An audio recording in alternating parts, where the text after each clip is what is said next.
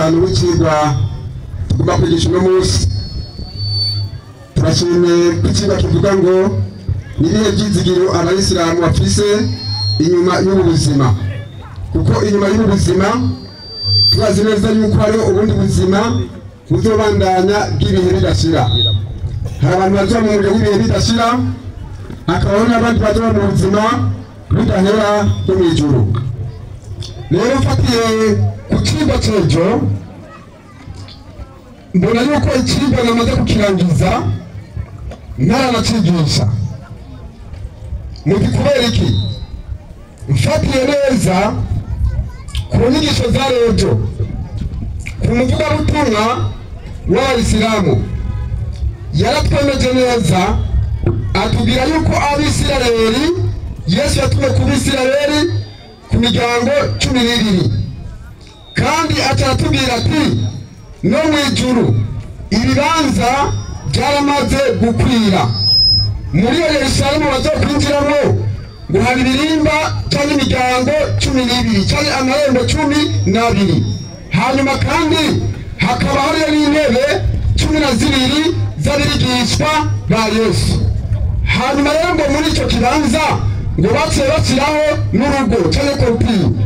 Hanyuma ngo baciye bashyiraho n'abamarayika bacunze aho hantu kugira ngo ntihagire uwinjira.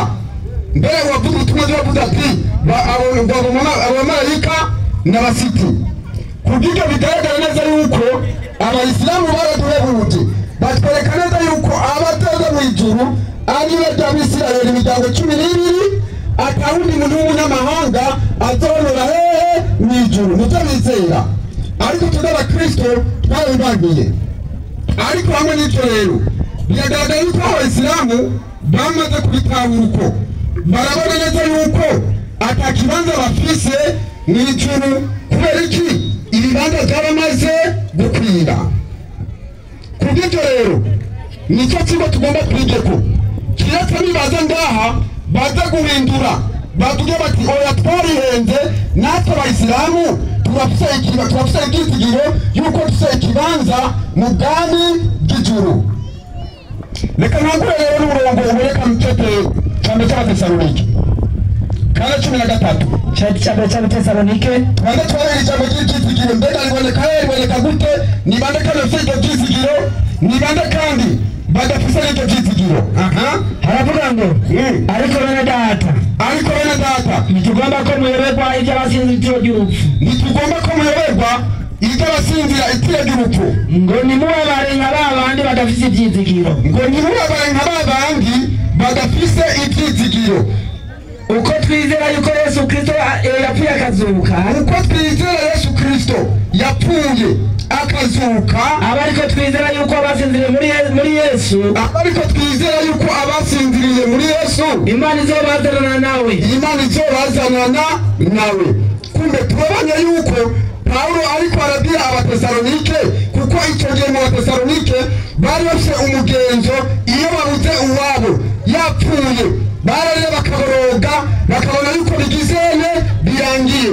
Ariko Paulo atarabaremesha, arabwira ati bene data nimumve ibi bintu, nitumere nka babandi badafise ibyizigiro. Kurya twizera Yesu Kristo yapfuye akazuka, niko n'abasinziriye muri we Imana izobazana nawe. Kubw'icyo rero abafise ibyizigiro byo kuja mu ijuru n'abizera urupfu rwa Yesu Kristo. Abo bafise ibyizigiro tuca tugenda mu Bayisilamu rero kugira ngo turabe neza mbega ibyizigiro byabo nabo tubabyubakiraho. Baremera ko Yesu yapfuye akazuka, nyama batabyemera ibyizigiro byabo naho bizobabyubakiye. Baraza kutwereka rero inyuma y'ubuzima ibyizigiro byabo bafise ni bihe, bazoja hehe. Genda muri Korani 4:57. Korani 4:57. Ndiyo igitabo cya 4 ikigabane cy'abagore hamwe n'iki 157.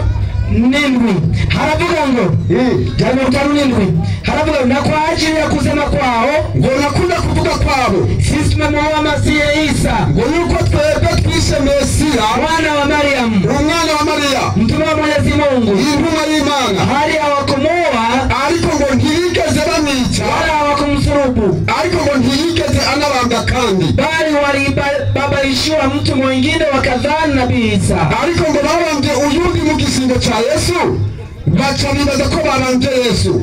Kubw'ibyo abayisilamu ntabwo bizera ko Yesu yapfuye anazuke, icyo ntibabyemera.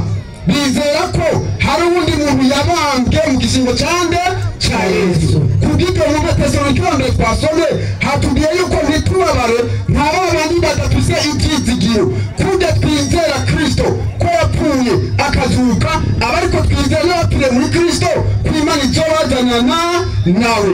Kubw'ibyo ibyizigiro bizima rero bihagaze ku bantu bizera urupfu n'izuka rwa Yesu. Ariko turavye Abayisilamu ibi ntibavyemera, ibi ntibavyizera, bisigura yuko ivyo vyizigiro vyabo bizera ntabwo ari ivyizigiro by'ukuri, ni ivyizigiro ataho bifatiye. Baraza kutwereka rero mbega iherezo ryavyo ni irihe.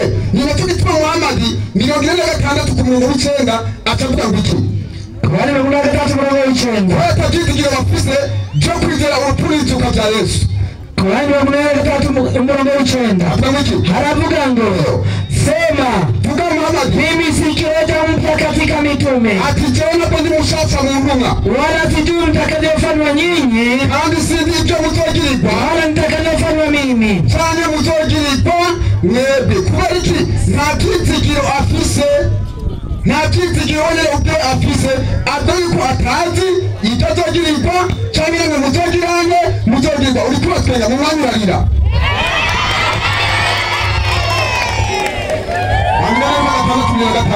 Luka 6:25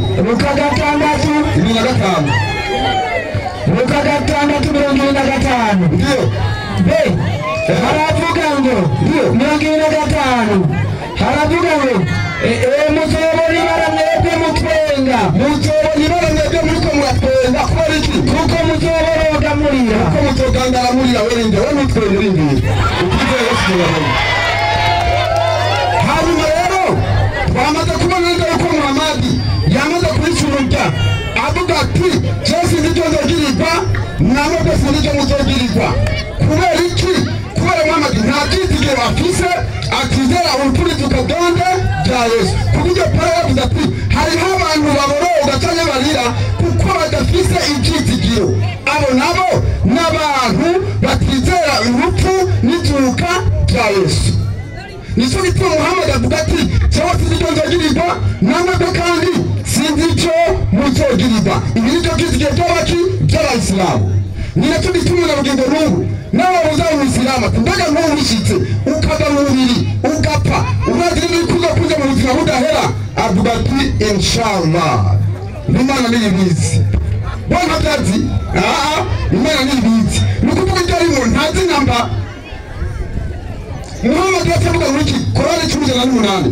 Korani 10:8 ndio haravuga ngo igice c'icumi 108 ndio haravuga ngo 108 haravuga ngo sema, vuga enyi watu, yemwe bantu, hakika imekwisha kukujieni ibigororotse byaramaze kubashikako kutoka kwa Mola wenu, bivuye ku Muremyi wanyu Uhoraho. basi anayeongoka anaongoka kwa faida ya nafsi yake. Uwahisemo guca mu nzira y'uburongozi igororotse ni ku nyungu y'ubuzima bwiwe, anayepotea anapotea kwa hasara ya nafsi yake. hanyuma uzimire nawe azimire ku kaya k'ubugingo bwiwe. Na mimi si mlinzi juu yenu, nawe jewe Muhamadi ntabwo ndi umuzigamyi wanyu, mimi mtoaje habari tu, mwesha amakuru gusa.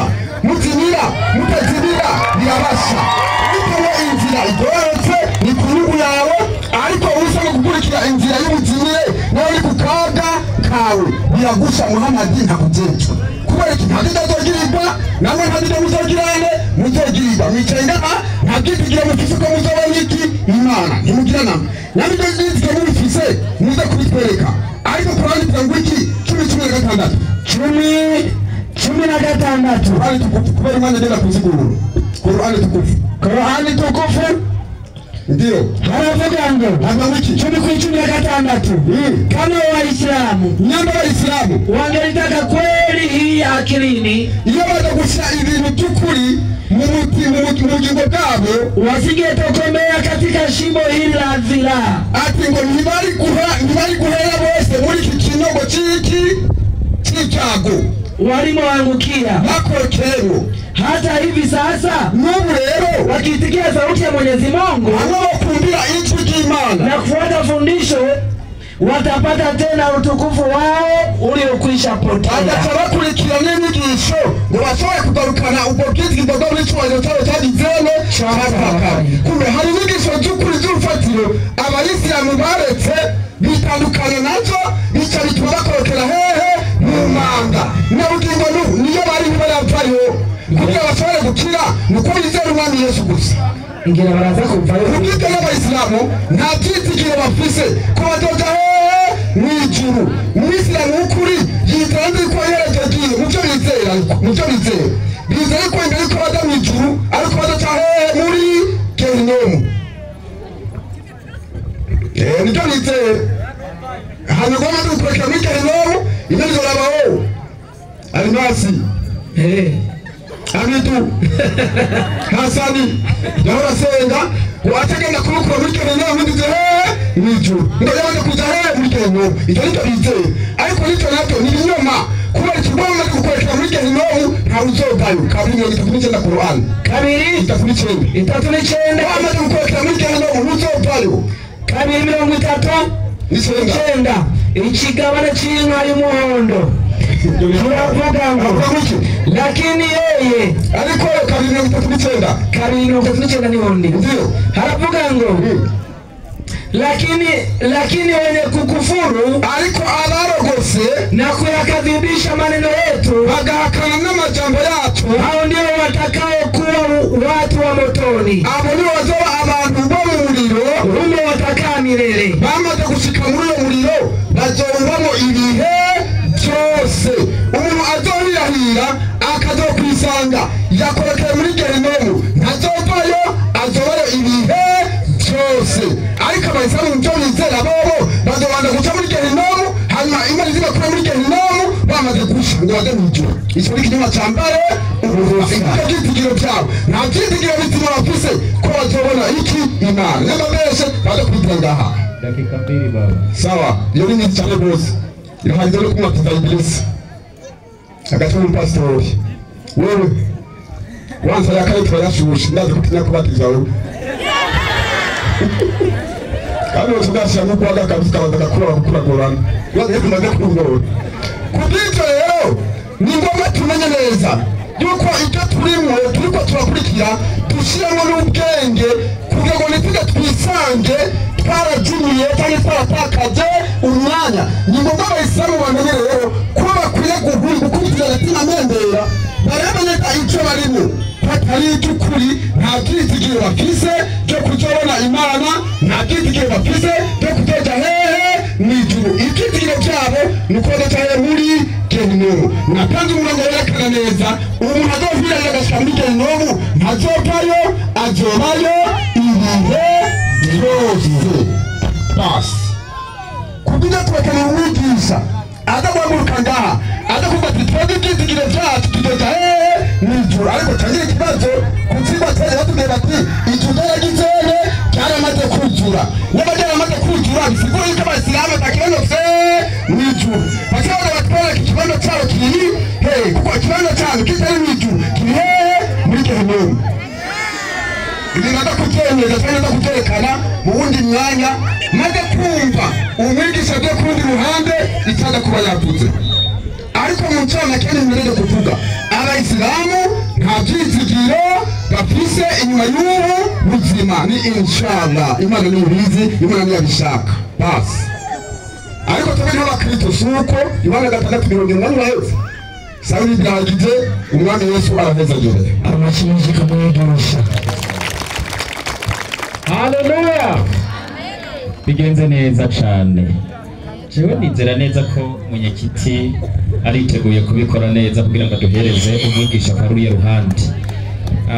Hanyuma Munyagiti tubanye neza n'amahoro menshi, reka tumuhe ijambo kugira ngo aduhereze umwigisha. Ijambo ni rwawe. Assalamu alaikum wa rahmatullahi wa barakatuh. Assalamu wa rahmatullahi wa barakatuh. Jewe ndashimiye umwarimu avuga iyo ni commentaire.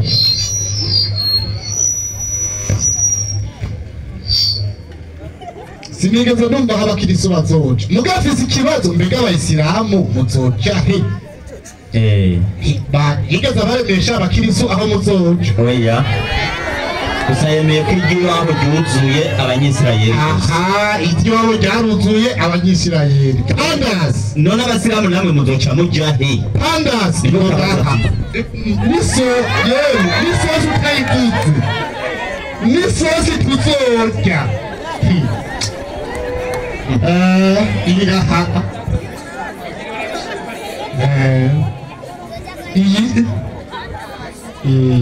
Iyi irabe hariya iri irabe.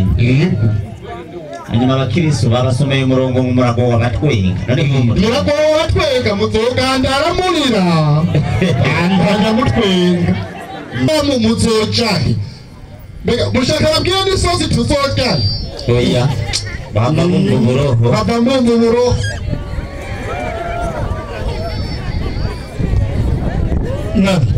بسم الله الرحمن الرحيم. السلام عليكم ورحمة الله وبركاته. وعليكم السلام ورحمة الله وبركاته. وكريستو مريمانا بني نامي. نعم إما بشميرا أوره الله سبحانه وتعالى tunadusabira abarundi shobyo sakara kuri kisigeza munonga Imana Muhammad sallallahu alayhi wasallam. Gatatu boja Moses hagaze yicaye. Moses yicaye hali. Reka ndagushimire Moses. Jesi no kugayira. Reka ndagushimire. Boja mwarimu Jari mambo ndamushimiye inyigisho zejo yarazitawe yuko na ntebe ya 13 abakristo batopfa barose mu bwami bw'iki bw'ijuru. Ati ni ntebe 10 zingahe na zibiri z'abanyisirayeli. Kugira rero nitugaragara yuko nagatwigishije ngo nihagira abandi basobanukirwa. None mwebwe muzokwinjira mwijuru mutwereke ibyo byizigiro mufise.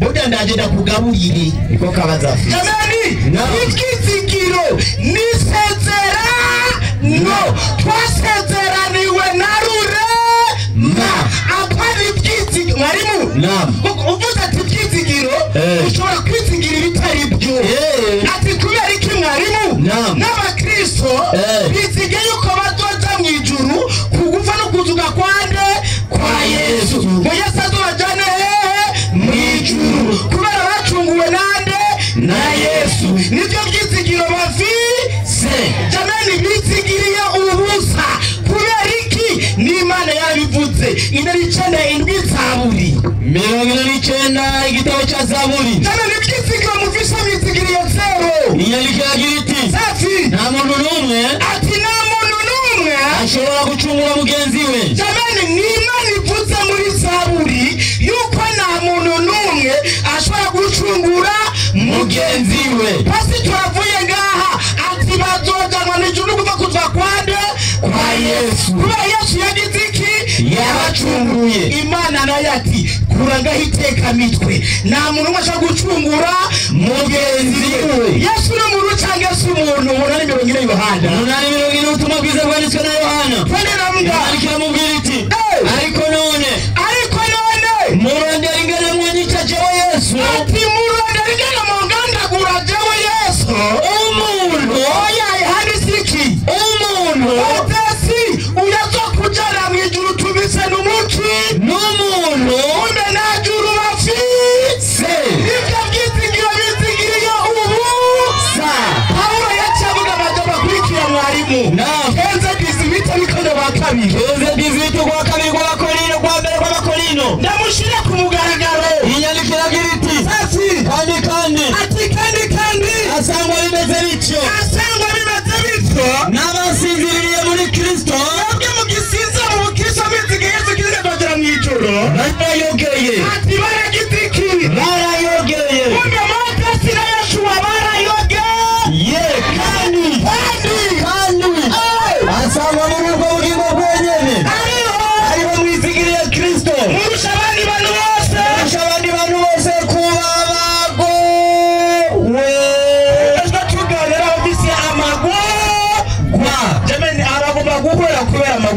twatuyeko ego vrema aba ego kumbe mwarimu ibyizigiro by'abakristo bafite ibyizigiro by'ubusa tugomba tukwerekera tugabeseramu ivyizigiro vya ibyizigiro twe dufite isezerano ahubwo ibyo twasezeraniwe apana ibyizigiro kweli turi kumwe nkurikira hano rero kweli hari ijambo yaciye avuga Tigana chiese kada twenga acavuga ngo bagoba batwenga ngo none jamwe abakristo pasore wanyu ngo haragowe abatwenga ashaka tuwakarega cyo kumusaga ngati kumimba ani turi mu mbi reka turi mu gasho mwebwe mwene murire kubera muragoba nimba mwebwe muzoka magogwa ni murire twebwe turaseka kweli kurikira mwarimu acavuga ati na undi muntu yagiye mu ijuru cyangwa ashobora kuzoja mu ijuru atajyayo mu ijuru nande n'amaraso yande ya Yesu jabe nicaye hajya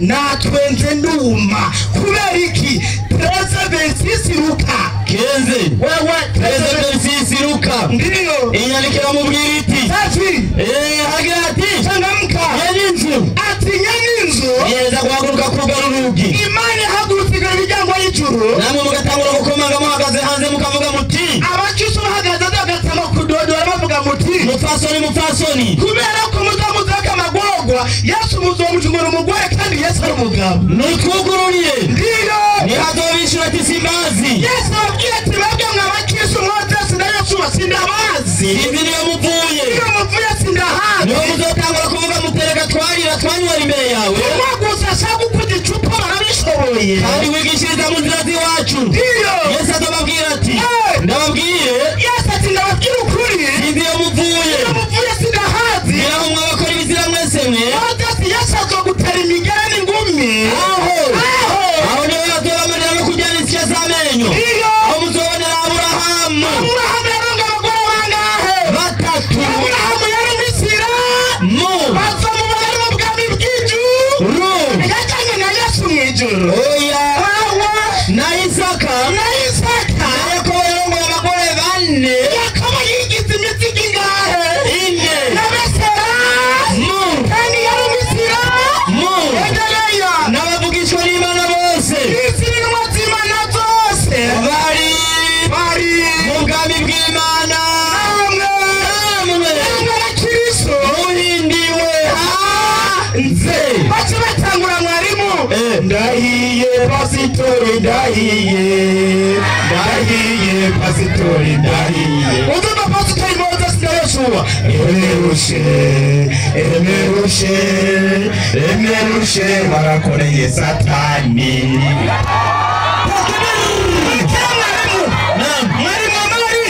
ukuntu bazosare kujya munsi abamarayika bazobaboha n'ibinyororo hamwe n'ibiziriko babate mu muriro ari Satani kate soma naho mbirize inasema bismillahirrahmanirrahim mu by'ukuri bateguriye abahakanye ibinyororo n'amapingu Yoshua uzokuboha ibinyororo n'amapingu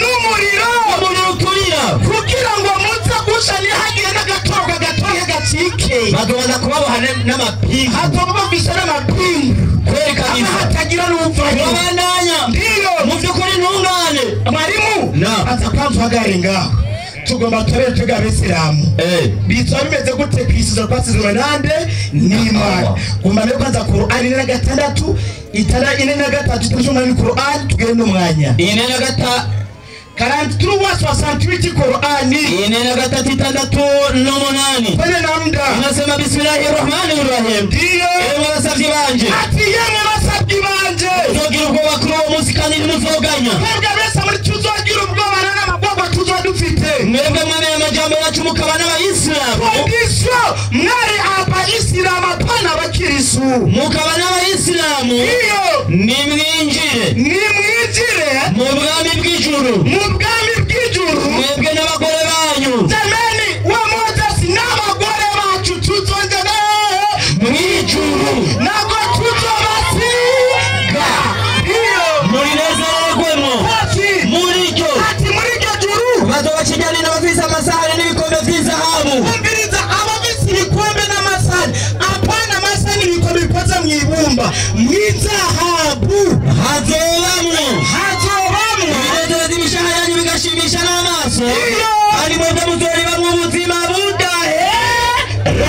tuzoriba mu buziraherezo. Abo ni abayisilamu. Jamani, ndamwongere sinamwongere?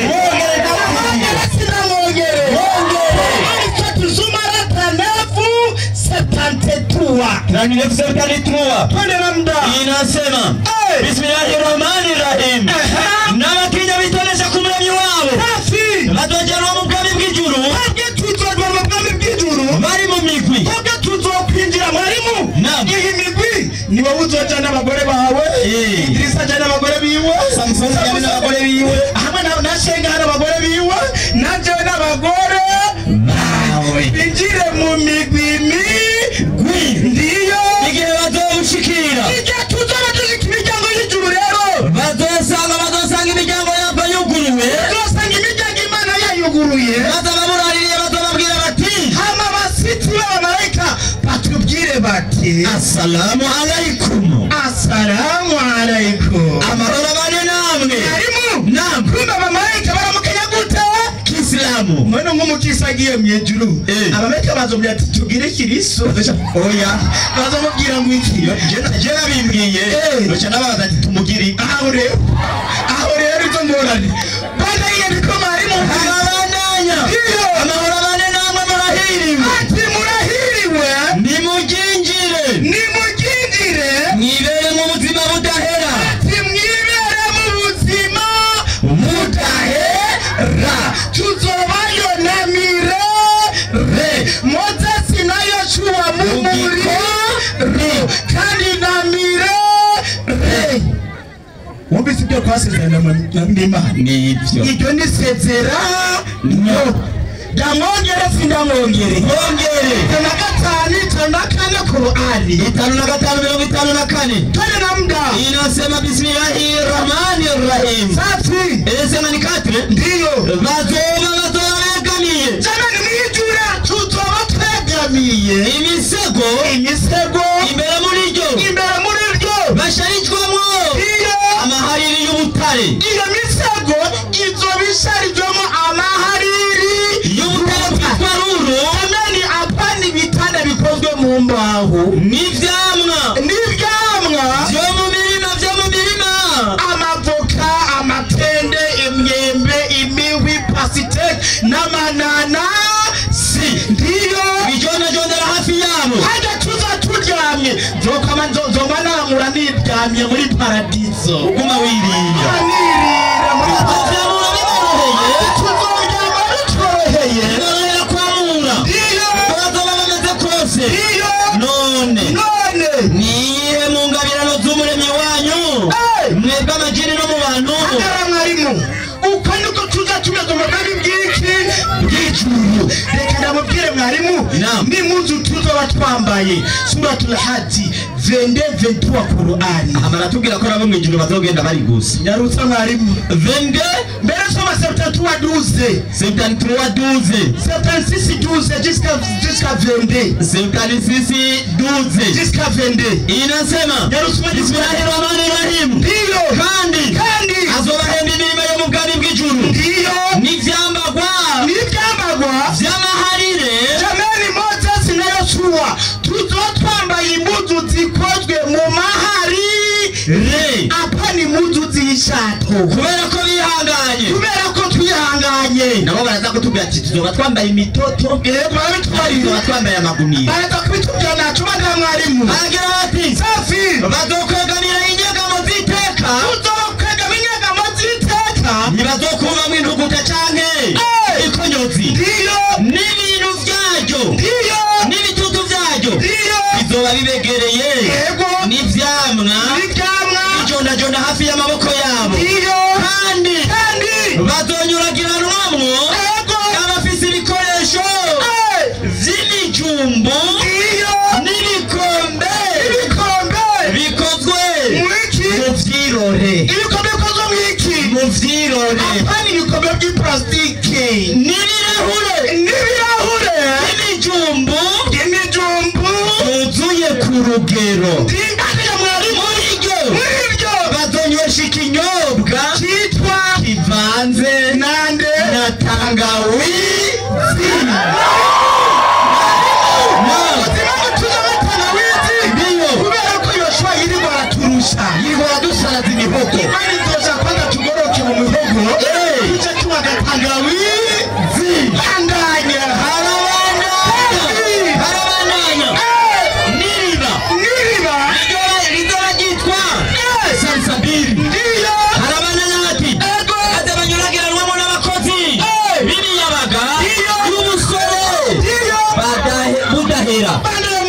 ubabonye wo kwibaza ko ndiyo bameze nka ruru kwiragiye niwabibona uzobonye imihezagiro ati niwabibona rero uzobonye imihezagiro ubwami bwagutse kumbe naho tuzoba hazoba hagutse muri paradizo ivyo nivyo sezerano ryacu. Assalamu alaikum wa rahmatullahi wa barakatuh. Wa alaikum assalam wa rahmatullahi wa barakatuh. Nukuri tureke ivyipfuzo, tureke ivyipfuzo n'ivyizigiro vyo kwizigira ibitariho. Wiye kiti ingo tubandanye iminota 10 ndokurikiza isezerano. Bino tuzoba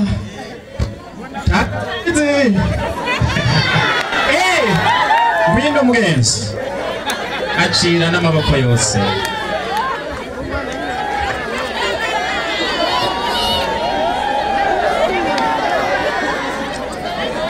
Nakoze abandi bashobora hata ngo ngira ngo na support izo birimo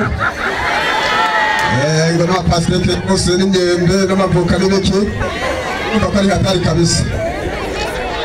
Tubemerere ku ruhande rw'aho bagira ngo nibyo nahata icyo byizigiro naho atari byo nubwo wendindira nkurikirana. Nari nibagiye kukubwira ko ari minota 10. Sawa, reka mbaze mbere aho yatanguye avuga ati yagiye muri Zaburi 49 ku murongo wa kangahe ku murongo w'indwi uburahugurura Zaburi, ariko yagaragaza kuvuga neza yuko ngo ejo twaratahuye yuko ngo abisirayeli aribo badoda mu ijuru, ngo abakristo atakibanza bafise mu ijuru. Imirongo twarayitanze nyabatari wumvise n'akazi kawe, ariko imirongo twarayitanze muza kutubasha ngo twavuze ko abisirayeli aribo badodayo gusa. Ni mwebwe mwabivuze ko ijuru ryagizene ryuzuye rizodamo bande abisirayeli gusa. Iminyago 10 n'ingahe 12 hari intebe zingahe 12 hakaba hacashirwa n'iki na korutire bacashiraho n'abaki n'abamarayika bo kubacunga kugira ngo ntihagire uwundi muntu agirane yinjira. Ibi bishoboka neza yuko ikigwa mwavuze ejo n'ikigwa cy'uno munsi birajyanye, mwebwe nta byizigiro mufise. None muri ko muri comeka dutera mu ijuru kandi yano yamaze gukwira ariko bari nyegetezayo muri ko nyegetezayo baza guca mu irembo bari kubarurira hanze. Yesu avuga ati udaca mu irembo ry'intama bari gisuma n'umuhanuzi mwe murabasoma mutofatwa ahubwo amaperezida ariko arakora buto bamusoma mu murongo wa Zaburi ine hagafana tumashita Biblia ivuga ngo twite ngo tuvuga yuko Yesu mbarinde ngo ari umuntu ngo twacunguwe na Yesu yategeka muri Yohana 8:40 ahita bivuga ngo Yesu ninde n'umuntu agiye muri Zaburi Yesu avuga ati nta muntu n'umwe ashobora gucungura nde mugenzi.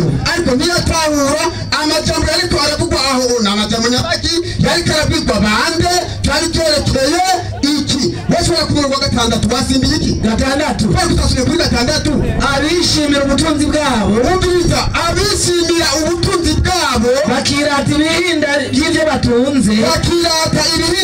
batunze, nta n'umwe ashobora gucungura mugenzi we na gatoya. Ibyo ariko barishimira nta muntu n'umwe bashobora kugirane gucungura uko bafite ubutunzi. Ukuri ko Bibiliya isomwa kandi ngo bababwire nta Mwisilamu n'umwe ari ngaha atizeye Yesu azahonyera hehe wallahi wabillahi wallahi tanelekea kibla na Mwisilamu n'umwe azahonyera hehe Yesu batodumva ku radio gusa none mutamagirira amahigo. Hanyuma tuye ngasega nabiko ni 15-18 subira wangu kuri wa mbere 15-18 ariko biravugwa hariko haravugwa abantu bavuga yuko abasinze muri Kristo ngo bagize mwe barayogeye.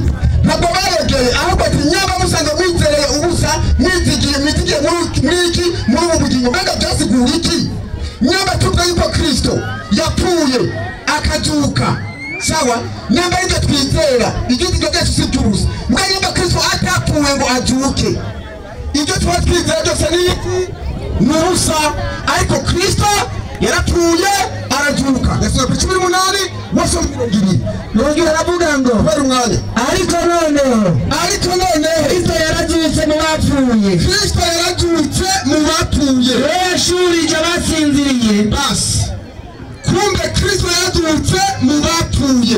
Kumbe ibyo twizera twebwe Kristo ntabwo ari icy'ubusa, kubera ko turizera neza ko Yesu yapfuye arazuka, ubu ni muzima. Ibyizigiro byacu n'ibyo twizera ni iby'ukuri.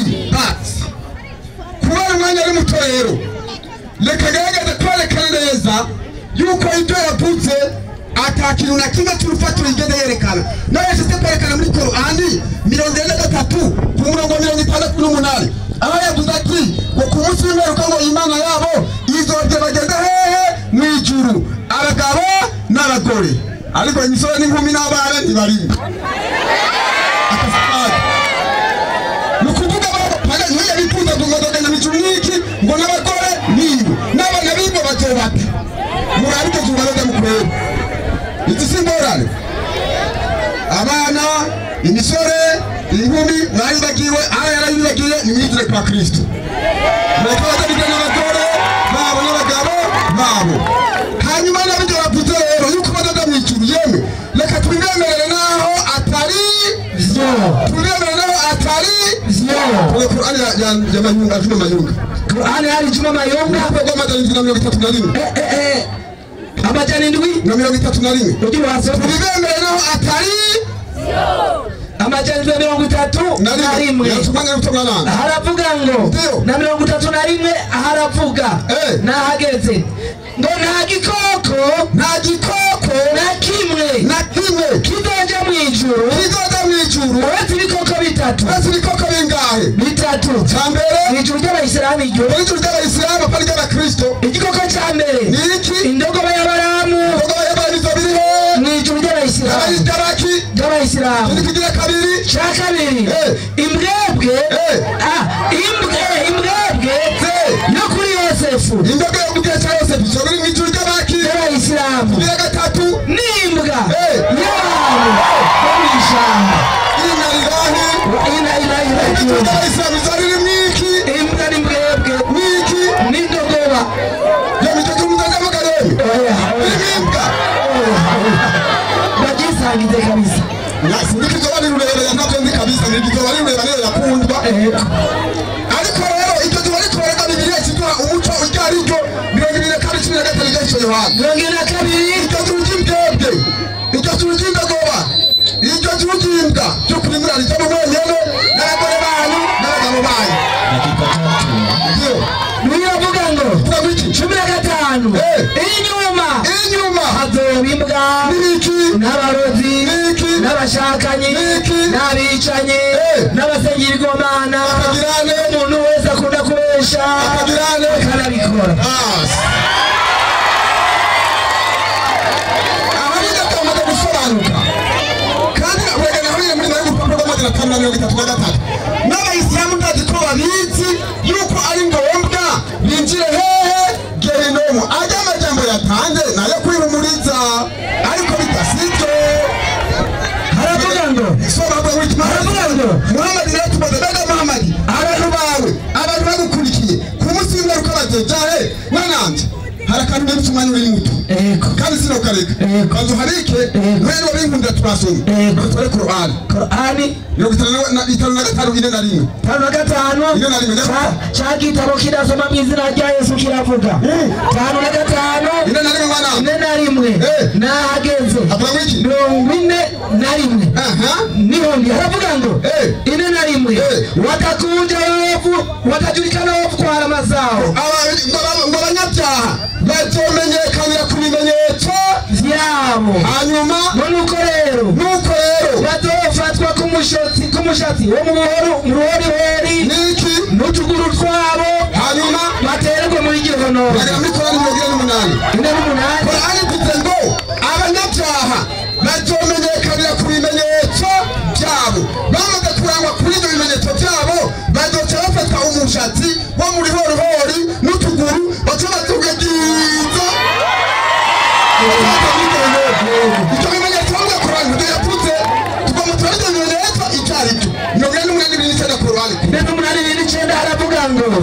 rero n'icenda aravuga ngo Muhammadi ni intumwa y'Imana abari kumwe nabo n'abantu bafite imitima ikomeye imbere y'abahakanyi uzobamenyera buna babunamuka bazobamenyeka ibimenyetso byabo biri mu buhanga bwabo hagati y'abayisilamu n'abakristo niba ndetse ibimenyetso ngaha mu ruhanga abayisilamu yavuze ngo abanyakiri bazomenyekana ku bimenyetso byabo bazafata umusatsi wo mu ruhorihori n'utuguru bagireze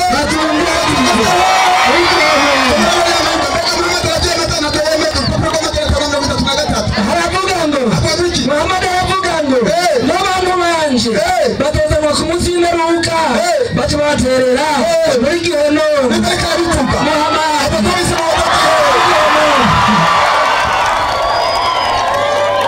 mani ngombwa agira amazina y'isi kumwigisha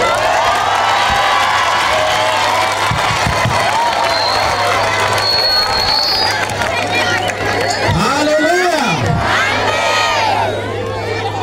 kugira tujyane n'umwanya ibintu biraryoshe kandi biraryoshe uwo bitaryoheye uyu munsi biramugoye nabi ibyo yariye mugabo ntacyo utekanye nyakubahwa wabyumvise ibyo bintu yabyumvise kweli asha n'utabyumva yabyumvise.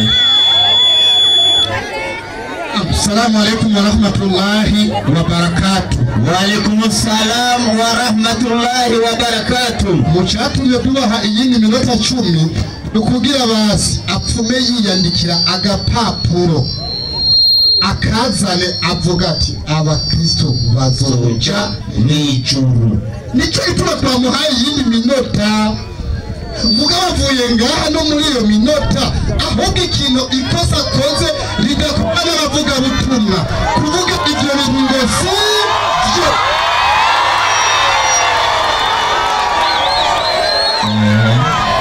Urukoma indoro gusa agashinge kariko karinjira uburyo umwana ubonye atanguye guta amaboko urushinge bugiye umutuba winjira nawe arabizi ko ari ikosa kuvuga bijya bintu ngo sivyo akanka igitabo yego kuva aho imihaza mushaka muje ku marezo sosio nta mwarimu wa gikristo aranka igitabo jewe ndaguhaye uruhusha uze kuzana igitabo cyo cyose mwisi kivuga abakristo bazoja mwijuru uze ukizana tumenye ivyizigiro byacu ariko ntaco reka ndakuvure reka n'umwarimu wenda hari ibyo agenda uvuga ngo wewe aratanga n'inyandiko urahawe ikaze minota 10